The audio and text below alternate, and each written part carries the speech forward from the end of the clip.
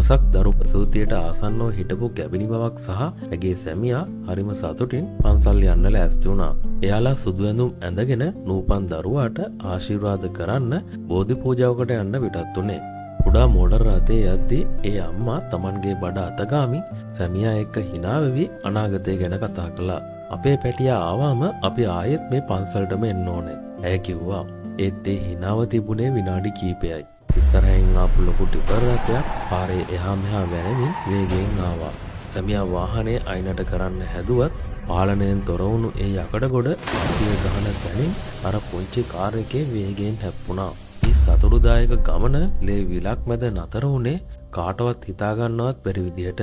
සුදු ඇඳුම් රතු පාට වුණා. ටිපර් රථයේ රියදුරු තුවාලත් සමග රෝහලට ඇතුළත් කරනවා. රියදුරා තුවාල සහිතව ඇඳක ඉන්නවා. පොලිස් නිලධාරීන් එයාගෙන් ප්‍රශ්න කරනවා. රියදුරා හිස බදාගෙන අඬනවා. එයා කියනවා සර් මම ඊයේ ඉඳන් එක දිගට හයර් දෙකක් දිව්වා.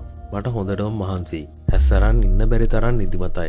මම හිතුවා තව ටික දුරයිනේ ඉක්මනට ගෙදර ගිහින්ම නිදා ගන්නවා කියලා. ඒත් එකපාරටම මට නිින්ද ගියා සර්. ඇහැරලා බලද්දි ඔක්කොම ඉවරයි.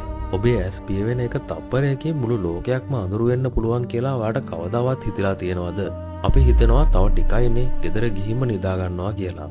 ඒත් ඒ තව ටික තව කෙනෙකුගේ ජීවිතයේ අන්තිම ටික වෙන්න පුළුවන්.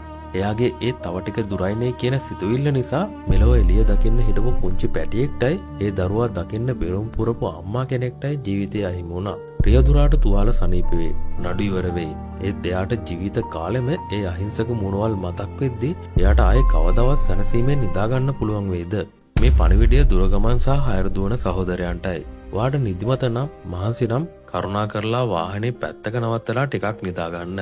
පොඩ්ඩක් පරක් වුණාට කමක් නැහැ. විනාඩි 10ක නිින්දක් වෙනුවෙන් අහිංසක ජීවිත බිලි ගන්න එපා. ඔබේ ජීවිතයත් අනුන්ගේ ජීවිතත් ඒ තරම් ලාභ නැහැ.